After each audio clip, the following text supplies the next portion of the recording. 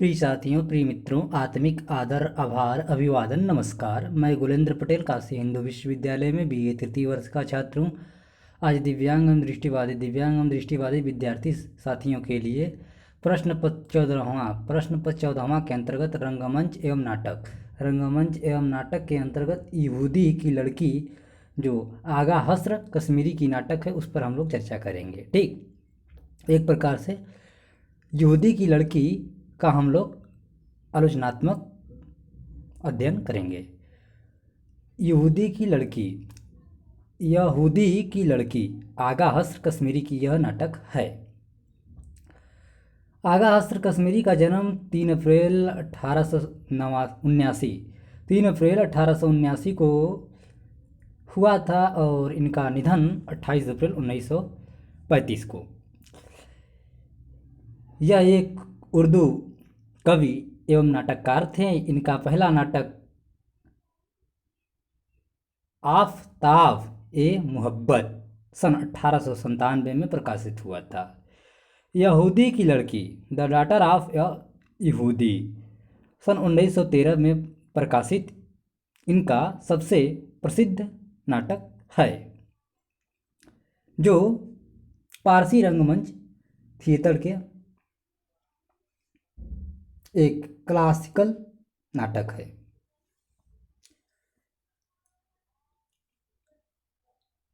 आगा हस्र कश्मीरी की अन्य नाटक में देखें तो आकाश का नशा, असीर ए हर्ष, भागीरथ गंगा, ख्वाब ए हस्ती। चौथा नाटक इनका हो जाएगा मधुर मुरली, सफ़ेद खून, सीता वनवास। ये भी बहुत प्रसिद्ध नाटक है, सीता वनवास। यहूदी की लड़की हम लोग यहाँ से अध्ययन करेंगे। ठीक, यहूदी की लड़की सन 1913 में प्रकाशित हुआ था। यह नाटक रोम के यहूदियों द्वारा उत्पीड़न के विषय पर आगा हस्र कश्मीरी का एक ऐतिहासिक उर्दू नाटक है। यह उनका सबसे प्रसिद्ध नाटक है जो पारसी उर्दू थिएटर पर आधारित है। आने वाले वर्षों में यह पारसी उर्दू थिएटर में एक क्लासिकल बन गया।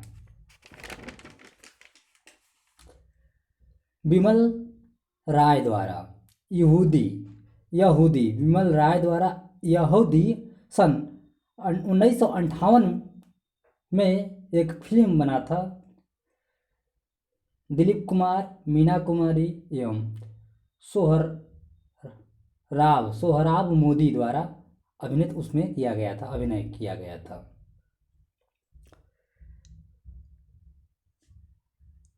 तो आइए नाटक को अब हम लोग शुरू करते हैं। इस नाटक के पहले दृश्य के पहले अंक से जैसे ही पर्दा उठता है, मंच पर डैसिया और सहेलियों के आगमन होता है, जिसमें डैसिया अपने होने वाले शौहर के अपेक्षा से विरह की उस व्यथा को अनुभव कर रही है जो प्रेमी अपने प्रेमिका से बिछड़ने के बाद करता है, एक चातकी से बिछड़ने पर करता है, और शायद पपीहा भी अपने युगल के विरह में पीहूं पीहूं करता है। यहीं पर डैसिया अपने मंगेतर को आता देख एक गाना गाती है, देखो बलमा मोरी बाली उमरिया।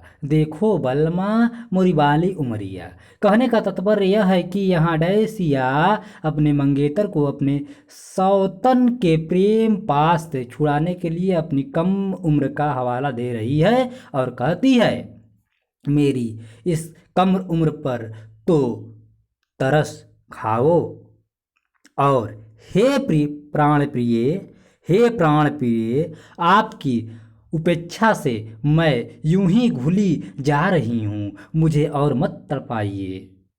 मगर एक बात तो सच है कि जब तक प्रेम कहानी में एक बार विरह का दर्द न देखने को मिले, तब तक शायद वह पूर्ण नहीं होती, क्योंकि एक तरह से हर प्रेम कहानी में एक बार विरह का दर्द अनायास ही मिल जाता है। और यूं ही डैसिया की उपेक्षा कर मार्कस का जाना उसे नागवार गुजरता है और उस अपार विरह को खुद में समेटे अपने नारी होने का परिचय देती है डैसिया। जिस तन्मयता और ममता के उत्कृष्ट शिखर पर नारी होती हैं, वहाँ तक पहुँचना सबके बस की बात नहीं है। यूं ही नहीं नारी को मातृत्व शक्ति कहा जाता है। सच में जो ऊर्जा का संचार एक नारी कर सकती है, वह पुरुष कभी नहीं कर सकता। रंग बदलने और फेरब में माहिर मार्कस तुरंत अपना भेष बदलकर एक यहूदी के भेष में डैसिया को रोता बिलखता और प्रेम की आग में दहकता छोड़ यहाँ राहिल के साथ अपने प्रेम का इजहार करने आ जाता है। यह बात अलग है कि बेशक मार्कस राहिल से बेइंतहा मोहब्बत करता है, लेकिन यहाँ वह फिर भी इस कारण से कहा जाएगा क्योंकि ना ही वह डैसिया को सारी सच्चाई बताया है और राहिल भी मार्कस के असली स्वरूप के जानकारी से महरूम है। बहुत सी प्यार मोहब्बत की बातें करने के बाद आज मार्कस का दिल बहुत बेचैन है। पता नहीं क्यों उसको आज बेचैनी सताए जा रही है। शायद आज उसे भी यह अनुभव हो गया है कि वह जो कुछ भी कर रहा है वह सब गलत है और किसी भी निश्चल और पाक दिल लड़की के साथ ऐसा करना सरासर गलत है। आज पहली बार उसके दिल में कुछ मानवीय संवेदना जगी है। तब डैसिया उस बूढ़े कारीगर से मिलने आती है जिसको अपने होने वाले शौहर के लिए हार बनाने का हुक्म दी है। अचानक से डैसिया को यहाँ देख मार्कस के हाथ पैर फूलने लगते हैं, मगर यहाँ भी डैसिया की जितनी तारीफ की जाए उतनी कम है कि अपने शौहर को सामने देखती है, फिर उसे अपने शौहर के प्रति इतना प्रगाढ़ विश्वास है कि वह यह मान लेती है कि यह यहूदी लड़का मार्कस का हमशक्ल होगा। वह एकदम आश्वस्त है कि उसका मार्कस फिर भी नहीं हो सकता, भले ही वह उसकी उपेक्षा करता है, मगर वह फिर भी नहीं हो सकता। यहाँ भी उसने अपने पाक दिल का परिचय देते हुए यही कहती है कि मेरे शौहर का नाम मेरे शौहर के इस हमशक्ल इंसान से गुदवाना। इसके बाद डैसिया का प्रस्थान हो जाता है और तब मार्कस के जान में जान आती है, लेकिन अब वह पहले से कहीं ज़्यादा विचलित हो चुका है। उसे अब डैसिया की वह भोली सूरत और पाक दिल याद आता है, जबकि दूसरी तरफ राहिल का बेइंतहा मोहब्बत। राहिल अपना समझ कर ही तो अपना तन मुझे समर्पित की है। मेरी काम तृष्णा के लिए वह खुद को मेरे हवाले कर दी। सच में राहिल मुझसे बहुत प्यार करती है और मैं अगर इसे धोखा दूंगा तो इसे बहुत दुख होगा और शायद यह उस दुख को सहन भी नहीं कर पाएगी। इन्हीं सब ख्यालातों में डूबा मार्कस पता नहीं ख्वाब के किस लोक में विचरण कर रहा था। तभी राहिल उसे बुलाती है। क्या बात है, इतने परेशान क्यों दिख रहे हो? कोई बात हो तो बताओ। फिर मार्कस उसे अगले दिन बाग में मिलने के लिए बुलाकर घर को लौट जाता है। आज राहिल का दिल बहुत तेज धड़क रहा है, क्योंकि क्या बात है कि कल उसने मुझे कुछ बताया नहीं और आज बगीचे में अकेले वो भी अब्बा से छुपकर मिलने बुलाया है। खैर राहिल बगीचे में जाती है जहां मार्कस पहले से ही उसका इंतजार कर रहा था। यहाँ प्रेम जाल में जकड़े मार्कस को अपने और अपने प्रेमिका के घर वालों की चिंता नहीं, उसकी इज्जत की कोई चिंता नहीं। आज वह राहिल को साफ साफ बता दिया कि हो सके तो तुम मुझे माफ़ करना। मैं यहूदी नहीं एक रोमन हूँ। मैं यहूदी नहीं एक रोमन हूँ। इतना सुनते ही राहिल के पैरों तले जमीन खिसक जाती है और उसके नज़रों के सामने अंधेरा छा जाता है। किसी प्रकार मार्कस उसे भरोसा दिलाता है कि मैं रोमन हूँ तो क्या, चलो हम और तुम किसी दूसरे देश में भाग चलते हैं जहाँ हमें कोई नहीं जानता। हम वहीं निगाह पढ़ लेंगे और खुशी खुशी अपना जीवन बिताएंगे। उसके कुछ दिनों के उपरांत फिर हम अपने देश को लौट आएंगे। और राहिल तुम बिना किसी देर किए अभी तुरंत हमारे साथ भाग चलो, जब तक कि तुम्हारे अब्बा को पता चल सके। हम दोनों भाग चलते हैं पड़ोस के देश में। मोहब्बत की बंधन में लोग कुछ इस प्रकार बंधे हो जाते हैं कि उन्हें खुद के संसार के अलावा कुछ नहीं दिखता। यहीं इस समय राहिल के साथ हुआ। इतना बड़ा आघात सहने के बाद भी वह मार्कस के साथ भागने को तैयार हो जाती है, लेकिन तभी उसके अब्बा को यह पता चल जाता है और वह दोनों के पास आ जाता है। पहले तो वह इस अंतर्जातीय विवाह के लिए तैयार नहीं होता, मगर अपनी बेटी की जिद और उसके प्रेम की प्रकाष्ठा को देखते हुए उसे झुकना पड़ता है। लेकिन यहाँ उसने एक शर्त रखा कि मैं मार्कस के हाथ में तुम्हारा हाथ तभी दूंगा जब मार्कस अपना धर्म परिवर्तन करके यहूदी धर्म को स्वीकार करेगा। जो मार्कस साफ इनकार कर देता है, कहता है मैं मोहब्बत के लिए सब कुछ छोड़ सकता हूँ मगर अपना ईमान नहीं छोड़ सकता, मैं अपना ईमान नहीं। फिर मार्कस दुखी मन से राहिल से विदा लेकर लौटता है और फिर कहता है कल मेरी शादी होनी है। राहिल आवेश में आ जाती है, तुमने इतना बड़ा झूठ बोला हमसे, फिर अपने किस्मत पर रोने लगती है। मार्कस उससे कहता है हो सके तो मुझे भूल जाना, मेरी सूरत को भूल जाना और दगाबाजी को माफ़ कर देना। इस पर राहिल और उत्तेजित होकर कहती है मेरा पूरा संसार उजाड़ कर तुम अपना घर बसाने चले हो, मैं ऐसा नहीं होने दूंगी। मैं तुम्हारी शादी हरगिज नहीं होने दूंगी। मार्कस बहुत ही कठोर शब्दों में मानो राहिल के अब्बा द्वारा ठुकराया दिल पर उनसे पत्थर बांधकर अब राहिल को ठुकरा रहा हो।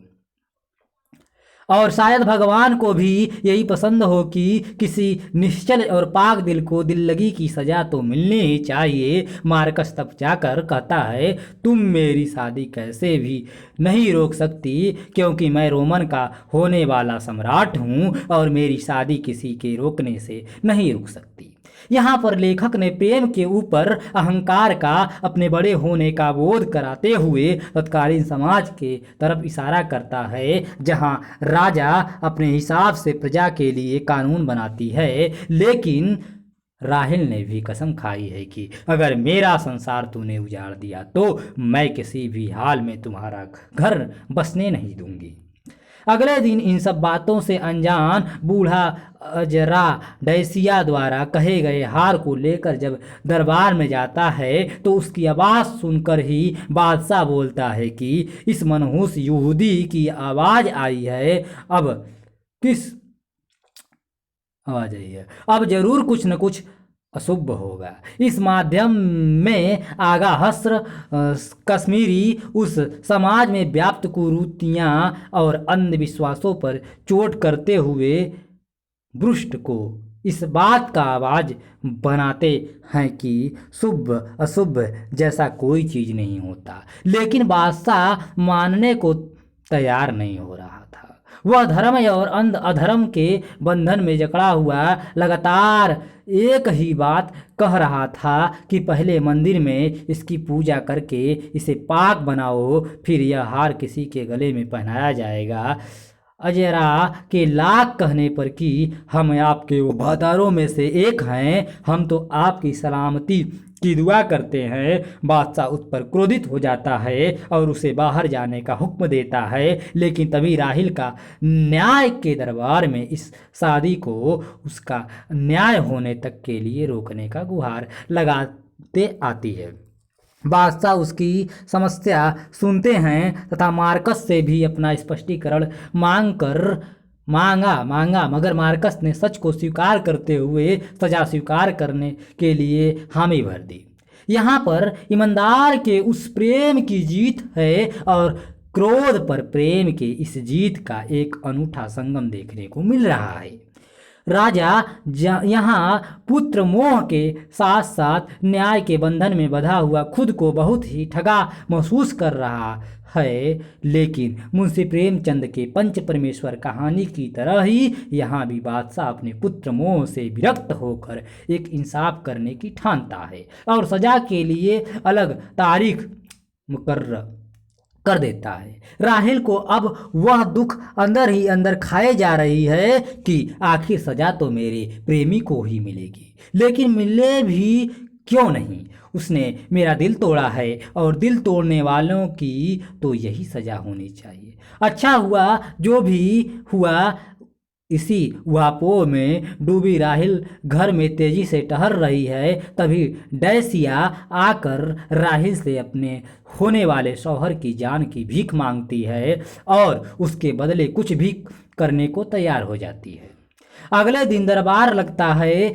यहाँ राहिल उस दिन की सारी घटनाओं को झूठा बताते हुए सारा इल्जाम अपने ऊपर लेकर अपने प्रेमी की रक्षा करती है। यहाँ एक बार फिर नारी का वह स्वरूप देखने को मिलता है जो सर्वत्र देखने को मिलता है। क्योंकि उस दिन की घटना को गलत बताने के कारण राहिल और उसके बाप को सजा सुनाई जाती है, राहिल और उसके पिता को सजा सुनाई जाती है। जिस राहिल को अभी ब्रुष्ट ने सजा ये मौत सुनाई थी, वह कोई और नहीं उसी क्रूर ब्रुष्ट की बेटी थी, जिसको घर में आग लगने से मरी मानकर उसे भूल चुका था। उसी आग में ब्रुष्ट की पत्नी जलकर मौत हो जाती है, जलकर राख हो जाती है। लेकिन अजरा बे अपने जान की बाजी लगाकर उस 6 माह की लड़की को उठा ले जाता है, उसका लालन पालन करता है। अंत में सभी सुखांत नाटक की भांति इसका भी अंत राहिल और डैसिया दोनों की शादी मार्कस से करा दी जाती है। राहिल और डैसिया दोनों की शादी मार्कस से करा दी जाती है। इस नाटक की कुछ महत्वपूर्ण उपलब्धियां। इस नाटक के माध्यम से आगा हस्र कश्मीरी ने तत्कालीन समाज का जो चित्र खींचने का प्रयास किया है वह बहुत हद तक सफल भी हुए हैं। यह नाटक प्रेम की जीत पर आधारित एक कालजयी नाटक है जो प्रत्यक्ष और अप्रत्यक्ष रूप से आज भी देखने को मिलता है। आज भी हमारे समाज में अंतर्जातीय विवाह, प्रेम विवाह को लोग सही नहीं मानते हैं और समाज के इस कुरीति पर कुठाराघात करता यह नाटक सच में एक सफल नाटक और मजे हुए लेखक को प्रदर्शित करता है, जिस पर 40 के दशक में बनी फिल्म यहूदी हिट साबित हुई 1958 की। आज के दौर में जब नाटक और फिल्म में अश्लीलता अपनी पैठ जमा रहा है, वहाँ पर यह नाटक एक सभ्य समाज के नाटक के तौर पर खुद को प्रतिष्ठित करता है और समाज को एक सकारात्मक दिशा देता है। इस नाटक की खामियाँ। इस नाटक के मुख्य खामियों में से एक है उर्दू का अत्यधिक प्रयोग, जो इसे आम जनता से थोड़ा दूर ले जाती है, क्योंकि आज की जनता उर्दू को उस दृष्टि से देखती है जैसे मुगल काल में संस्कृत को देखते थे। आज समाज की यह एक धारणा बन चुकी है कि उर्दू केवल मुसलमान ही सीखेंगे, जिससे यह नाटक को समझना थोड़ा मुश्किल है। इस नाटक में कविता के अत्यधिक जोर से यह न तो एक गेय नाटक है, न ही यह एक सामान्य नाटक है जिसमें पात्र संवाद करते हैं। इस वजह से इसको अभिनीत करने में लय के बिगड़ जाने और संवाद को भूलने का सर्वाधिक डर रहता है। मेरे अग्रज उज्जवल कुमार सिंह का यह लेख है। ठीक, तो प्यारे साथियों, आप सभी से मैं पुनः साहित्यिक सहृदय सविनय निवेदन करता हूं कि यह रिकॉर्डिंग मैं दिव्यांग एवं दृष्टिबाधित विद्यार्थी साथियों के लिए किया हूं। कृपया आप उन्हें अवश्य शेयर कीजिए। शुरू से अंत तक बने रहने के लिए बहुत बहुत धन्यवाद। मैं इसका अन्य पक्षों पर अर्थात इसके जो विशेष पात्र हैं उनका अलग से चित्रण किया जाएगा, अलग अलग पात्रों का अलग अलग रिकॉर्डिंग। तो कृपया यदि आप सुझाव देंगे तभी यह रिकॉर्डिंग किया जाएगा। ठीक, तो बहुत बहुत धन्यवाद। आत्मिक आभार।